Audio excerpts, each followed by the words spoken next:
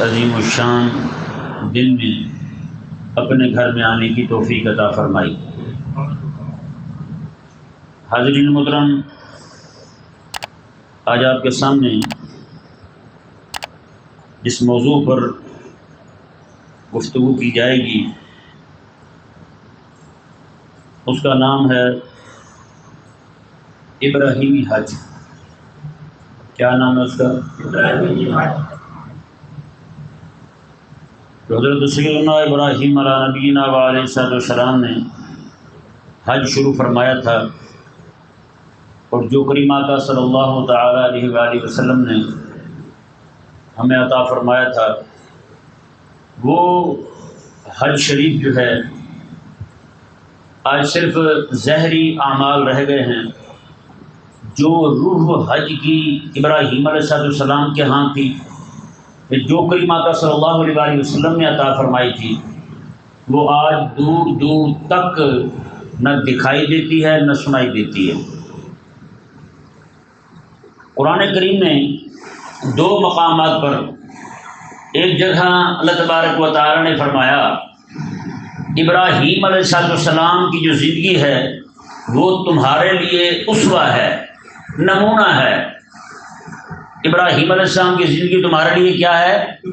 نمونہ ہے، یعنی اسے دیکھ کے تم اپنے اعمال، اپنے عقائد، اپنے تمام افعال، روزمرہ کے معمولات، معاملات، ان کو ترتیب دو ابراہیم علیہ السلام کی زندگی کو۔ اور دوسرے مقام پر رب تبارک و تعالی نے قرآن کریم میں ارشاد فرمایا لقد کان لکم فی رسول اللہ اسوۃ حسنہ، میں امام الانبیاء صلی اللہ علیہ وآلہ وسلم کی جو زندگی مبارکہ ہے وہ تمہارے لیے بہترین نمونہ اور خوبصورت نمونہ ہے۔ کریم آقا صلی اللہ علیہ وآلہ وسلم کی زندگی مبارکہ۔ پیارے اور محترم بھائیو، یہ سورہ ممتحنہ شریف جو ہے ابراہیم علیہ السلام کا اسوہ کیا ہے؟ آپ کا نام جو ہے نا ابراہیم عبرانی زبان میں ابا جی کو کہتے ہیں، راہیم عبرانی زبان میں رحیم مہربان کو کہتے ہیں۔ ابراہیم کا معنی یہ ہے مہربان ابا۔ کیا معنی ہے؟ مہربان ابا جی، اتنے مہربان ہیں آپ، اتنے رحم دل ہیں۔ حضرت سیدنا ابراہیم علیہ نبینا وعلیہ السلام جب قحط ساری ہو جاتی ہے، لوگوں کے پاس اپنے کھانے کے لیے کچھ نہیں ہوتا، ابراہیم علیہ السلام ان حالات میں بھی مصر سے جناب لوگوں کو روانہ کرتے ہیں، گندم وہاں سے لے کر آؤ اور یہاں شام یعنی فلسطین میں یہاں پہ جو لوگ میرے گھر میں جمع ہیں ان کو کھانا کھلایا جائے گا۔ یعنی وہ ایسے مہربان ہے حضرت ابراہیم علیہ السلام۔ لیکن بات جب عقیدے کی آتی ہے، بات جب عقیدے توحید کی آتی ہے، رب تبارک و تعالیٰ کی وحدانیت، رب تبارک و تعالیٰ کی وحدت کی جب بات آتی ہے، اس کے دفاع کی جب بات آتی ہے، تو پھر ابراہیم علیہ السلام کا طریقہ مبارک آپ دیکھیں۔ اس سورہ ممتحنہ شریف کی آیت نمبر 4 میں رب تبارک و تعالیٰ نے ارشاد فرمایا قد کانت لکم اسوۃ حسنہ فی ابراہیم والذین معہ، فرمایا کہ تحقیق تمہارے لیے بہت خوبصورت نمونہ ہے ابراہیم علیہ السلام کی زندگی میں اور ان کے ماننے والوں کی زندگی میں۔ ان کی حیات طیبہ جو ہے، ان کی پاک صاف ستھری زندگی جو ہے وہ تمہارے لیے خوبصورت نمونہ ہے۔ ان کی حیات کیا ہے، اسوہ کیا ہے، نمونہ کیا ہے، وہ رب تبارک و تعالی نے بیان فرمایا۔ اللہ تعالی نے ارشاد فرمایا اذ قالوا لقومہم، جب انہوں نے اپنی قوم کو کہا۔ یہ ابراہیم علیہ السلام اپنی قوم کو کہہ رہے ہیں، ذرا غور کے ساتھ سماعت فرمانا جی۔ ابراہیم علیہ السلام نے اپنی قوم کو فرمایا انا براء منکم ومما تعبدون من دون اللہ، فرمایا کہ ہمارا نہ تمہارے ساتھ تعلق ہے نہ تمہارے جھوٹے معبودوں کے ساتھ کوئی تعلق ہے۔ ابراہیم علیہ السلام نے منہ پہ کھڑے ہو کے کہا، کسے؟ نمرود کو کہا، کسے؟ اپنی قوم کو کہا، کسے؟ اپنے شہریوں کو کہا، کسے؟ اپنے محلے داروں کو کہا، اپنے علاقے والے لوگوں کو کہا۔ ابراہیم علیہ السلام نے بتا دیا قوم جو ہے وہ وطن سے نہیں بنتی، وہ عقیدہ توحید سے بنتی ہے۔ وہ عقیدہ توحید سے وطن قوم بنتی ہے، وطن سے، زمین سے، مٹی سے نہیں بنتی، تہذیب سے نہیں بنتی، کسی اور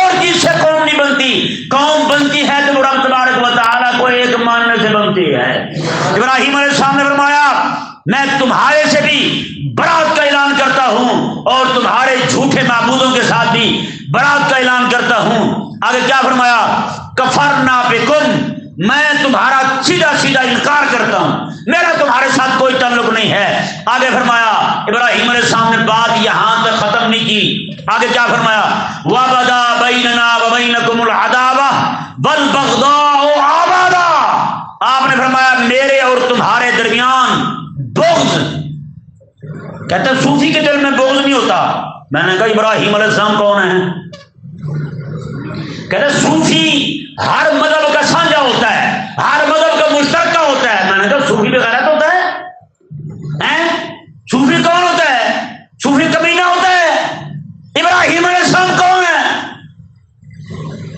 آپ میرے آقا صلی اللہ علیہ وسلم کے دادا جان ہیں.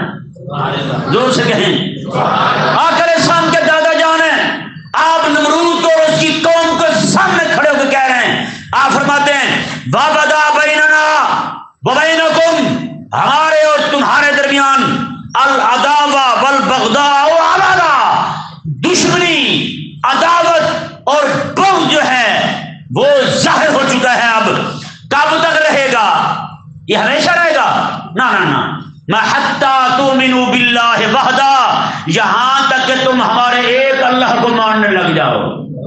ہمارے اللہ وحدہ لا شریک کو تم مان لو، ہم پھر یہ بغض ختم کر دیں گے، حسد ختم کر دیں. یہ تمہارے لیے تمہارے بارے میں ہمارے دلوں میں جو بغض ہے، جو دشمنی ہے، یہ ساری کی ساری ختم ہو جائے گی. پھر ہم تمہیں اپنا بھائی بنا لیں گے، ہم تمہیں پھر اپنا بنا لیں گے.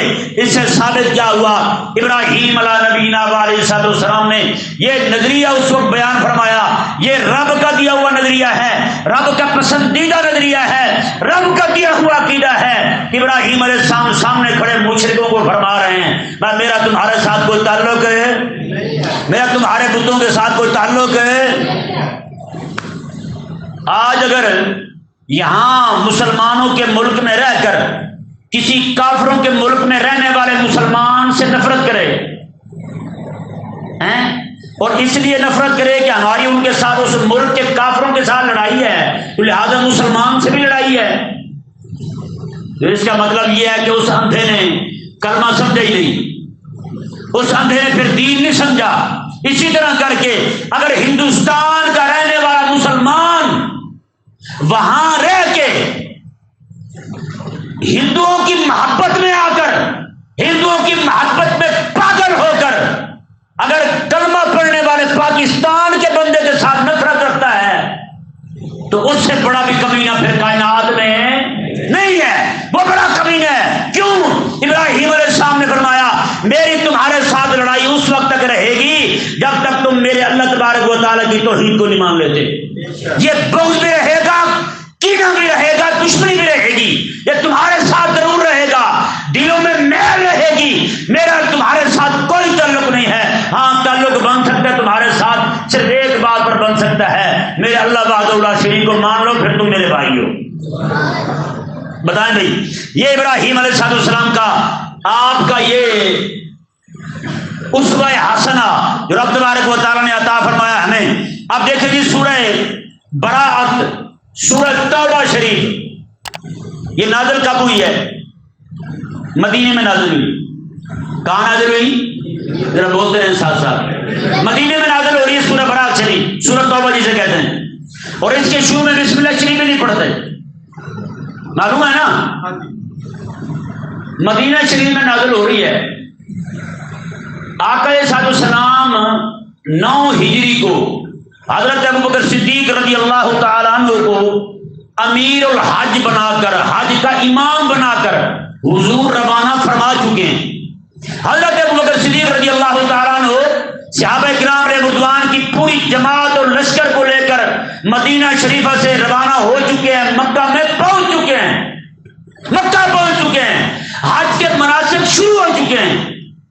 کریم آقا صلی اللہ علیہ وسلم نے حضرت مولا علی رضی اللہ تعالیٰ عنہ کو روانہ فرمایا. اور روانہ بھی کیسے فرمایا؟ فرمایا کہ علی ایسے نہ جاؤ، میری اونٹنی لے جاؤ، میری اونٹنی لے جاؤ. یہ سورہ براءت شریف، سورہ توبہ شریف نازل ہوئی. اب دیکھیں جی ابراہیمی حج کون سا ہے؟ بولے بولے ابراہیم حج کون سا ہے اور آج ہم حج کون سا کر رہے ہیں؟ ابراہیم کا حج یہ ہے. میرے کریم آقا صلی اللہ علیہ وسلم نے اور علی کو روانہ فرمایا. جب اونٹنی وہاں جاتی ہے نا جی، حضرت ابوبکر صدیق کا چہرہ مبارک اس طرف ہے، پیچھے سے اونٹنی کے بولنے کی آواز آتی ہے. اب بتائیں یار، بکریوں کے بولنے کی آواز تو ایک جیسی ہوتی ہے، یہ کوئی فرق ہوتا ہے؟ گائے بولتی آواز ایک جیسی ہوتی ہے، اونٹنیوں کی بھی آواز ایک جیسی ہوتی ہے، لیکن قربان جائیں غلاموں کے غلامی کا حق ادا کرنے پر. حضرت ابوبکر صدیق اس طرف چہرہ ہے آپ کا، پیچھے سے مولا علی رضی اللہ تعالیٰ کی اونٹنی کی بولنے کی آواز ہے، جس اونٹنی پہ سوار تھے حضرت اس اونٹنی کو بولی.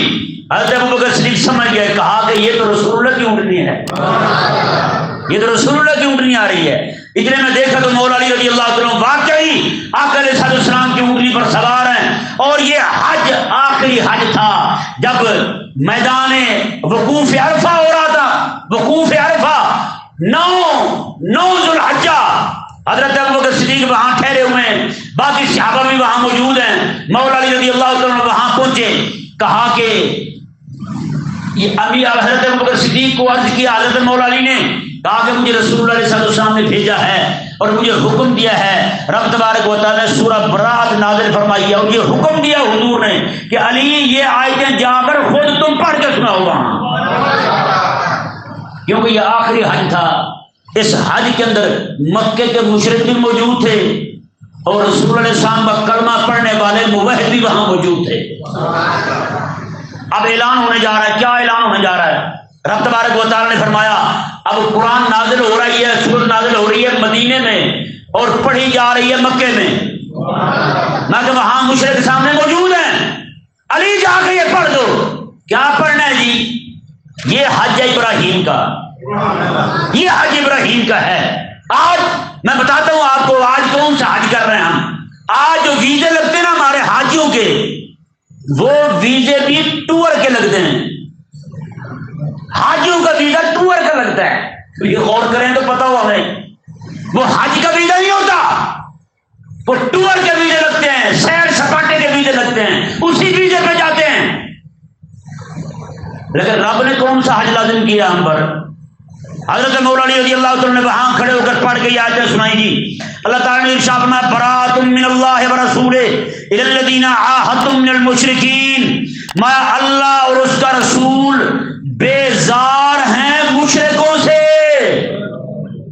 اللہ اور اس کے رسول بیزار ہیں، کوئی تعلق نہیں اللہ اور اس کے رسول کا مشرکوں سے. اب بتائیں بھائی، مشرک سامنے بیٹھے ہوں، حج کا دن ہو، مولا علی رضی اللہ تعالیٰ پڑھ کے یہ آیتیں سنائیں. یہ حج ہے. اور گئے وہاں سے جناب زمزم اٹھایا اور کھجوریں جناب آدھا کلو من اٹھا لی، آدھا من اٹھائی کھجوریں، وہاں سے واپس آ گئے. اس لیے اقبال کہتے ہوا دنیا سے چلا گیا. آج کے حاجی کے پاس سوائے زمزم کے اور کھجور کے کچھ بھی نہیں ہوتا اس کے پاس. اور یار وہاں گیا ہے جو حج ابراہیم علیہ السلام نے رب تعالیٰ کے حکم سے مشروع فرمایا تھا، اس میں سے بھی تو حصہ لے کے آ. جو میرے آقا علیہ السلام نے حج دیا تھا ہمیں، اس میں سے بھی کچھ لے کر آ وہاں سے. این حج کا دن مشرک سامنے ہیں، اعلان ہو رہا ہے جی. کیا ہو رہا ہے؟ مات فسیحوا فی الارض اربعۃ اشہر. مشرکو سنو، صرف 4 مہینے تمہارے لیے یہاں رہ لو.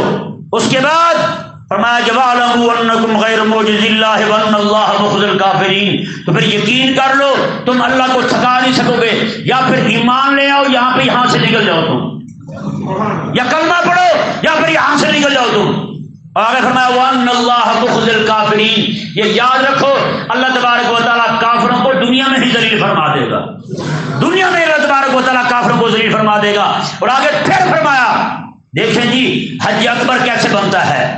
کہتے ہیں نا حج اکبر جمعے کو آ جائے حج اکبر. نہیں، عمرہ جو ہے نا عمرہ اسے چھوٹا حج کہتے ہیں، اور حج جو ہے یہ جو بھی ہوا ہے اسے حج اکبر کہتے ہیں. وہ چاہے دن کوئی بھی ہو. کہ نہیں سمجھ آیا مسئلہ؟ دن کوئی بھی ہو یہ لوگوں میں مشہور ہے. جمعے والے دن آ جائے تو حج اکبر ہوتا ہے. کہتے ہیں جی جمعے والے دن اگر حج آ جائے اور دو خطبے ہو جائیں، ایک عید کا ایک دوسرا، یا عید والے دن جمعہ بھی آ جائے عید بھی آ جائے، دو خطبے ہو جائیں تو بڑے بھاری ہوتے ہیں۔ میں نے کہا شیطان پہ۔ کس پہ بھاری ہوتے ہیں؟ شیطان پہ اور اس کے یاروں پہ بھاری ہوتے ہیں، کیونکہ رب تبارک و تعالیٰ نے قرآن کریم میں فرمایا کہ وَإِنَّهَا لَكَبِيرَةٌ، نماز پڑھنا بڑا آسان ہے، ہاں بھاری ہے کن پر؟ بے ایمانوں پر، بے ایمانوں پر بھاری ہے۔ تو یہ بے ایمانوں پر بھاری ہوتے ہیں۔ بھئی رب تبارک و تعالیٰ فضل فرمائے، ایک ہی دن کے اندر عید بھی آ جائے جمعہ بھی آ جائے، ایک ہی دن کے اندر حج بھی ہو جمعہ بھی آ جائے، رب فضل فرمائے کہ دو برکتیں ایک ہی دن میں آ گئی ہیں، اور یہ کہے کہ بھاری ہو جاتا ہے۔ رب کا نام ایک ہی دن میں 2 بار لینا بڑا بھاری ہوتا ہے۔ میں نے کہا ہوتا ہے کس پر؟ ابو جہل پر، کس پر؟ ابو لہب پر، کس پر؟ دین کے دشمنوں پر، کس پر؟ لبرل اور سیکولر پر، بے دینوں پر بھاری ہوتا ہے۔ نعوذ باللہ ایسی باتیں کر کے جو کچے ایمان کے لوگ ہوتے ہیں ان کا بھی ذہن خراب کرتے ہیں یہ لوگ۔ اب دیکھیں جی، رب تبارک و تعالیٰ نے ارشاد فرمایا وَأَذَانٌ مِّنَ اللَّهِ وَرَسُولِهِ إِلَى النَّاسِ يَوْمَ الْحَجِّ الْأَكْبَرِ۔ پہلے بھی کہہ دیا گیا بَرَأَةٌ مِّنَ اللَّهِ وَرَسُولِهِ، کوئی تعلق نہیں اللہ اور اس کے رسول کا ان کے ساتھ۔ اب پھر کہا جا رہا ہے، فرمایا کہ یہ اعلان ہے، اذان، یہ اذان ہو رہی ہے وہاں۔ کیا ہو رہی ہے؟ اذان کیسے ہو رہی ہے جی؟ میں اذان من اللہ ورسولہ الی الناس یوم الحج الاکبر، میں کہ یہ اذان ہے، یہ اعلان ہے، یہ بانگ ہے اللہ اور اس کے رسول کی طرف سے۔ کس دن؟ حج اکبر کے دن۔ ان اللہ بریء من المشرکین ورسولہ، اللہ اور اس کے رسول کا مشرکوں کے ساتھ کوئی تعلق ہے؟ کوئی تعلق نہیں ہے، تعلق سارا ختم۔ فَإِن تُبْتُمْ فَهُوَ خَيْرٌ لَكُمْ، اگر توبہ کر لو تو یہ بہتر ہے تمہارے لیے۔ وَإِن تَوَلَّيْتُمْ، اگر سر پھیرو رب رسول کے حکم سے تو فَاعْلَمُوا، یاد رکھو، أَنَّكُمْ غَيْرُ مُعْجِزِ اللَّهِ، تم رب کو تھکا نہیں سکو گے۔ وَبَشِّرِ الَّذِينَ كَفَرُوا بِعَذَابٍ أَلِيمٍ، فرمایا کہ حبیبہ خوشخبری سنائیں ان کافروں کو، ان کے لیے دردناک عذاب تیار ہے۔ اللہ تبارک و تعالی ہمیں سمجھنے کی توفیق عطا فرمائے اور ہمارے آل اسلام کو غیرت ملی دینی ایمانی عطا فرمائے۔